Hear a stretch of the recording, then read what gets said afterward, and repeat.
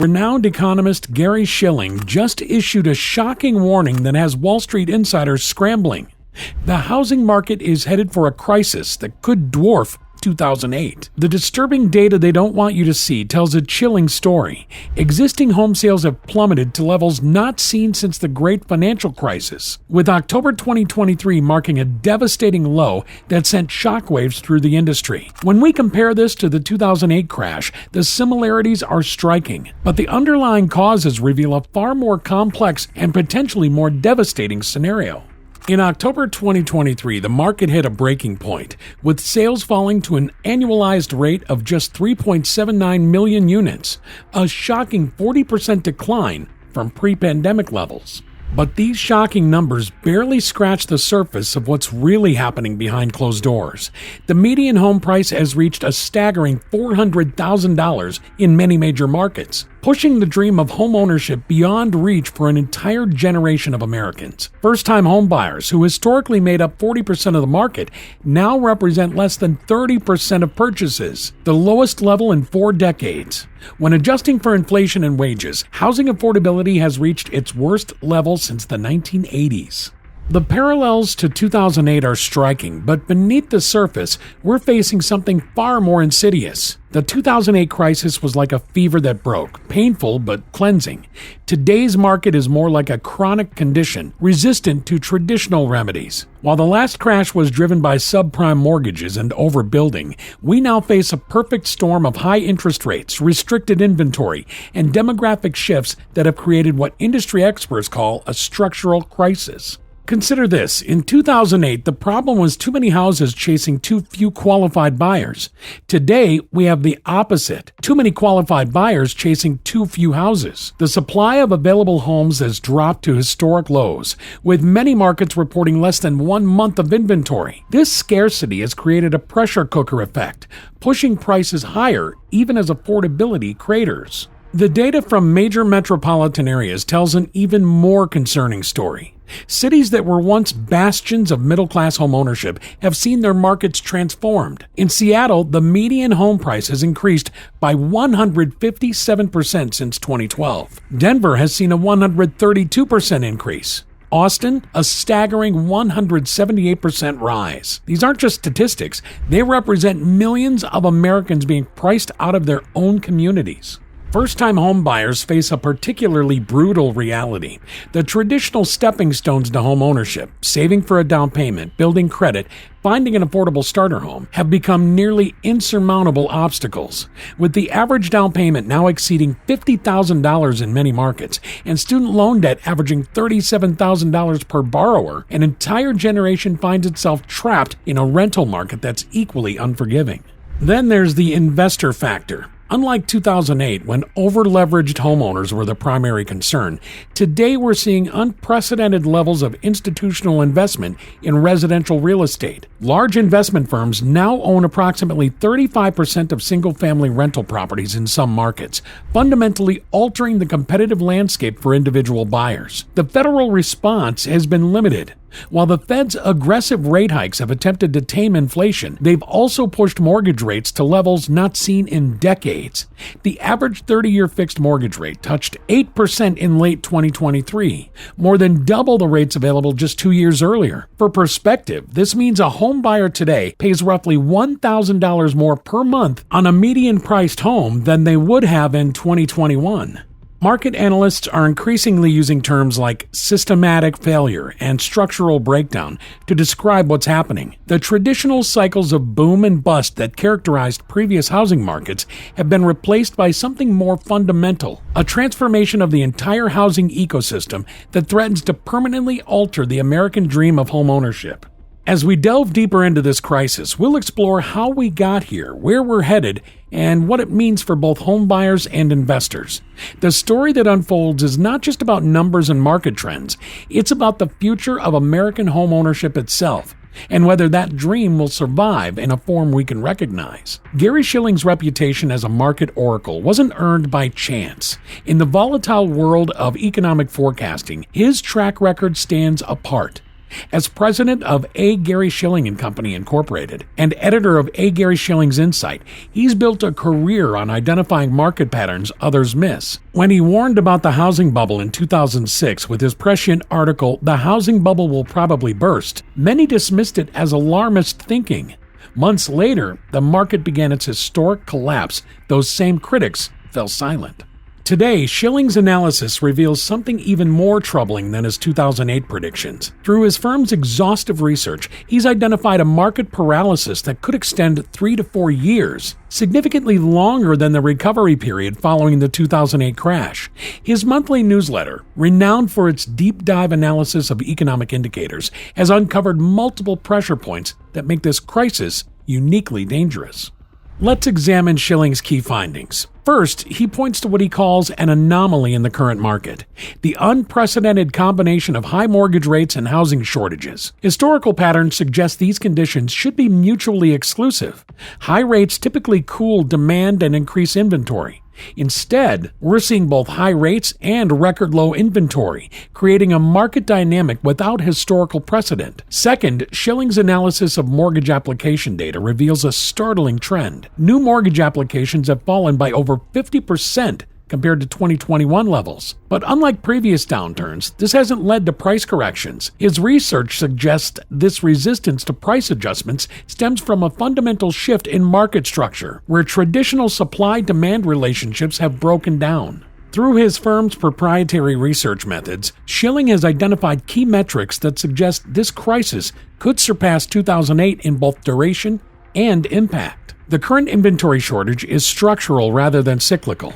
Price-to-income ratios have exceeded 2008 levels in 72% of major markets. The percentage of income required for mortgage payments has reached 40% in many regions, far above the 28% considered sustainable. Construction starts remain 40% below the levels needed to address the housing deficit. Schilling's latest analysis, published in his monthly newsletter, paints a picture of a market in transformation. He points to demographic shifts, regulatory barriers, and changes in lending practices that have created what he terms a perfect storm in housing. His research indicates that traditional monetary policy tools may be insufficient to address these structural issues. His most recent forecast suggests that even a significant drop in interest rates might not trigger the kind of market recovery we saw after 2008.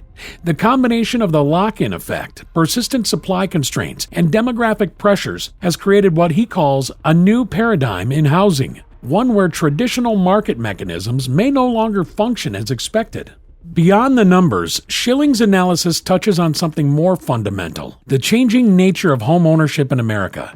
His research suggests we're witnessing not just a market correction, but a transformation of how Americans access and maintain housing wealth. This shift could have profound implications for everything from retirement planning to workforce mobility. For those who remember Schilling's 2008 predictions, his current warnings carry extra weight. His track record of identifying market inflection points, combined with his methodical analysis of current conditions, suggests we're entering uncharted territory in the housing market. As he notes in his latest research, this isn't just another cycle. It's a fundamental restructuring of how housing markets function in America. This time, Schilling isn't just predicting a burst bubble. He's warning of a systemic transformation that could permanently alter the landscape of American home ownership. His analysis suggests that traditional solutions, lower interest rates, increased construction, or government intervention, may not be enough to address the fundamental imbalances in the current market. The lock-in effect represents an unprecedented challenge in housing market dynamics, one that even veteran real estate analysts struggle to fully comprehend. To understand its magnitude, consider this: approximately 62% of existing mortgages in America currently carry rates below 4%, with nearly 28% of those mortgages locked in at a rate of 3% or lower. This creates a mathematical puzzle that's reshaping the entire housing landscape. Let's break down the numbers. A homeowner with a $400,000 mortgage at 3% pays roughly $1,686 per month in principal and interest. If they were to sell and buy a similarly priced home at today's 7% rate, their monthly payment would jump to $2,661, a staggering $975 increase for the same amount of home. Scale this across millions of households, and you begin to understand the paralyzing effect on market mobility. The financial implications extend far beyond monthly payments. Data from the Federal Reserve Bank shows that this rate disparity has created what economists call a golden handcuff effect. Homeowners with low-rate mortgages have gained an unprecedented financial advantage, one they're increasingly unwilling to surrender. The Fed estimates that each percentage point increase in mortgage rates reduces housing mobility by approximately 12%. With rates having more than doubled, we're seeing mobility rates drop to historic lows. The psychological impact runs even deeper. Surveys conducted by major real estate firms reveal that 85% of homeowners who locked in rates below 4% report feeling trapped in their current homes. This sentiment crosses all demographics and price points, affecting everyone from the first-time homeowners to luxury property owners. The National Association of Realtors reports that the average homeowner tenure has increased from 8 years in 2010 to nearly 13 years today, a direct result of the lock-in effect. This phenomenon has created ripple effects throughout the economy. Labor market mobility, historically tied to housing mobility, has decreased significantly. Companies report increasing difficulty in recruiting talent for positions that require relocation. The Bureau of Labor Statistics estimates that job-related relocations have fallen by 35% compared to pre-pandemic levels, with the lock-in effect cited as a major contributing factor. Real estate professionals are witnessing the impact firsthand. Traditional move-up buyers, historically the backbone of the housing market, have largely disappeared. These buyers, typically families looking to upgrade to larger homes as their households grow, now face a painful choice: maintain their low rate in a home that no longer meets their needs, or accept a massive increase in monthly payments for a more suitable property. The data reveals stark regional variations in the lock-in effect's impact. In high-cost markets like San Francisco and New York, where the dollar difference between old and new mortgage payments can exceed $2,000 monthly, housing turnover has practically ground to a halt. The San Francisco Federal Reserve estimates that transaction volumes in these markets have fallen by up to 45% compared to historical averages. The effect extends beyond individual homeowners to impact entire communities. School districts report decreased enrollment volatility as families remain in place. Property tax revenues, which typically benefit from regular housing turnover and assessment updates, have become more static. Local economies that traditionally relied on regular housing market churn are being forced to adapt to a new reality. Even the remodeling industry has seen a transformation, with homeowners increasingly choosing to modify their existing homes rather than move. Renovation spending has surged to record levels. The Harvard Joint Center for Housing Studies reports a 40% increase in major renovation projects since 2021, directly attributable to the lock-in effect. Looking ahead, economists project this phenomenon could persist far longer than previous housing market disruptions. Unlike cyclical downturns that tend to self-correct as prices adjust, the lock-in effect creates a structural barrier that traditional market forces struggle to overcome. Some analysts suggest it could take a generation, the natural turnover of homeowners through life events and demographic changes, before the market fully adjusts to this new reality. It's not just a temporary market distortion, it's a fundamental restructuring of how Americans approach housing decisions. The implications for future generations of homebuyers, the broader economy, and the very nature of community developments are only beginning to be understood. As one prominent economist noted, "We've never seen anything like this in modern housing market history. We're writing new chapters in the economic textbooks with each passing month." The inventory crisis gripping America's housing market has reached proportions that would have been unthinkable a decade ago. As of late 2023, the market had less than a 3-month supply of available homes, dramatically below the 6-month supply economists consider necessary for a balanced market. It's not just a shortage, it's a fundamental breakdown of market mechanics. Raw numbers tell a sobering story. Active listings have fallen by 53% compared to pre-pandemic levels. Major metropolitan areas report inventory declines of up to 70% in desirable neighborhoods. The National Association of Realtors estimates a national shortage of 6.5 million housing units, a deficit that grows by approximately 100,000 units each month due to demographic shifts in household formation patterns. New construction, which traditionally helps balance supply shortages, faces unprecedented challenges. Construction costs have surged more than 30% since the pandemic began.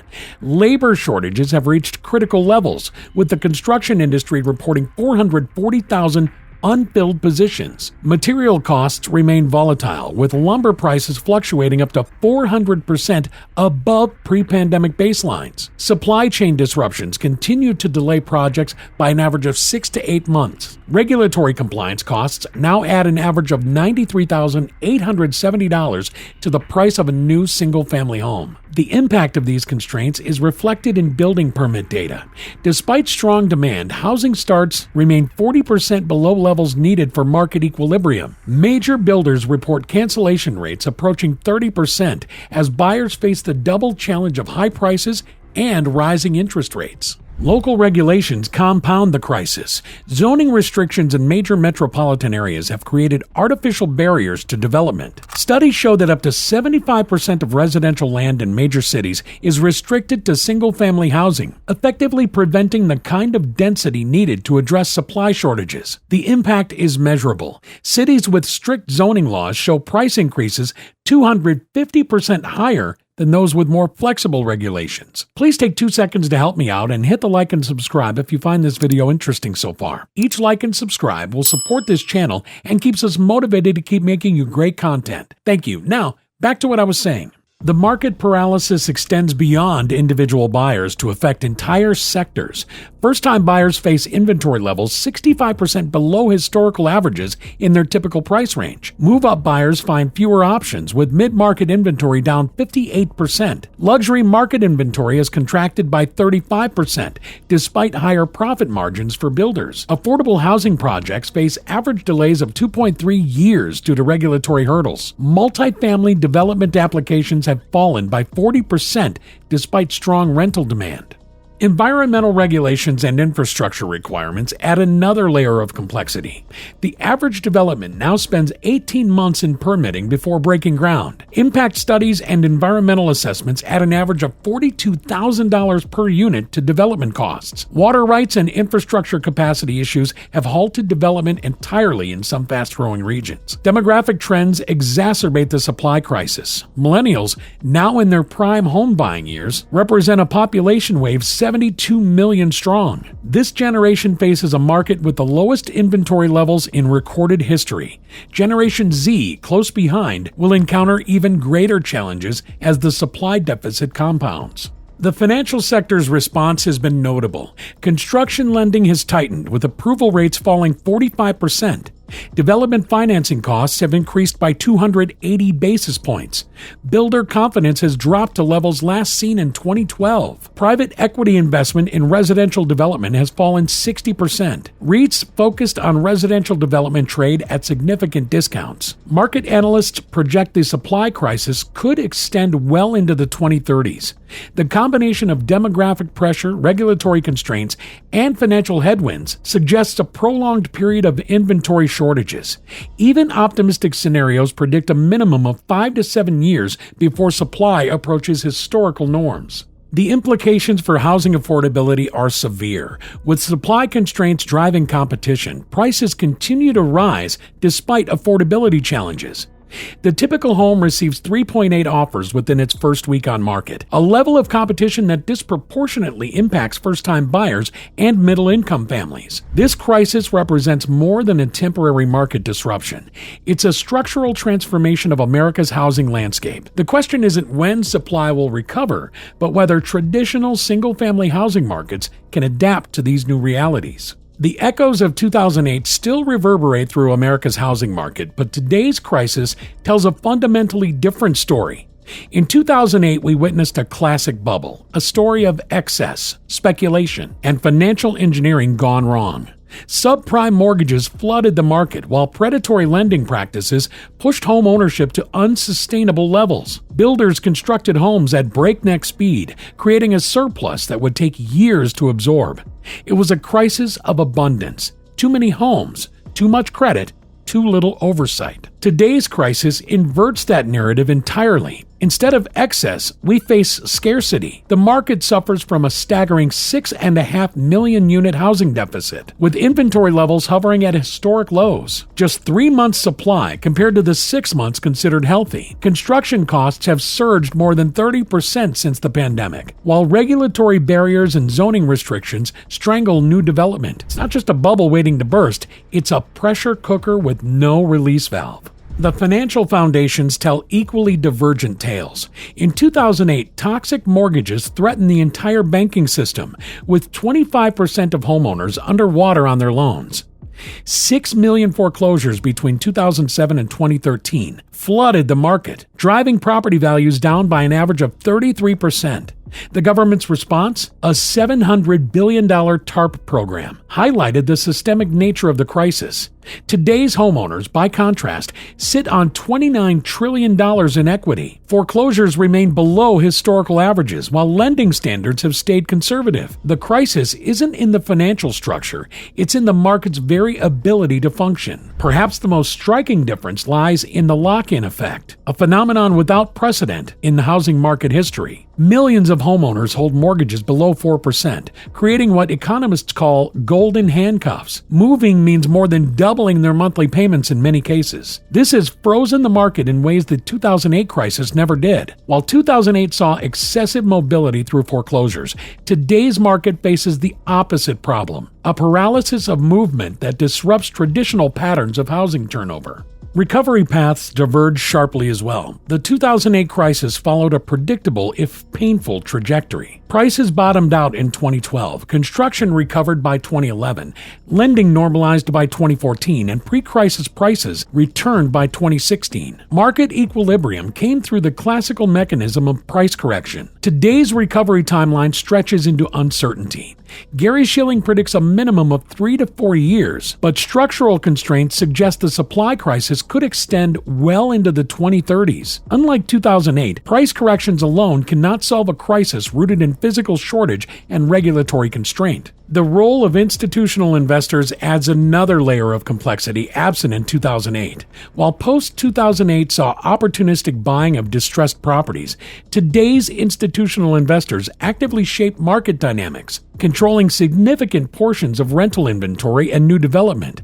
Their presence provides price support, but also changes the competitive landscape for individual buyers in ways not seen during the last crisis. Looking ahead, the implications stretch far beyond housing markets. The 2008 crisis reshaped financial regulation and lending practices, but left the basic structure of housing markets intact. Today's crisis threatens to fundamentally alter how Americans approach home ownership, community development, and even career mobility. The solutions required extend beyond financial policy to encompass zoning reform, construction innovation, and potentially a wholesale rethinking of the American dream itself. It's not just another housing crisis, it's a transformation of the entire housing ecosystem. While 2008 represented a failure of financial markets, today's crisis reveals the limitations of our entire approach to housing development and ownership. The path forward requires not just policy changes, but a fundamental reimagining of how we house a growing nation in an era of constrained supply and shifting demographics. As we navigate this new crisis, the lessons of 2008 offer limited guidance. We're not facing a bubble to burst or a market to correct. We're confronting structural challenges that require structural solutions. The question isn't when the market will return to normal, but what normal will mean in a housing landscape permanently altered by these unprecedented conditions. As we've explored the stark differences between 2008 and today's housing crisis, one thing becomes clear. We're witnessing an unprecedented transformation in the American housing market. With a 6.5 million unit deficit, record low inventory, and the unique lock-in effect trapping millions of homeowners in their current properties, this crisis demands innovative solutions beyond anything we implemented after 2008. Gary Schilling's prediction of a 3 to 4 year recovery timeline might prove optimistic given the structural challenges we face. For buyers, investors, and homeowners alike, understanding these fundamental shifts will be crucial for navigating the years ahead. What housing market topics would you like us to explore next? Drop a comment below. Don't forget to like, subscribe, and hit that notification bell to stay updated on our latest market analysis. Thanks for watching, and watch this one as well.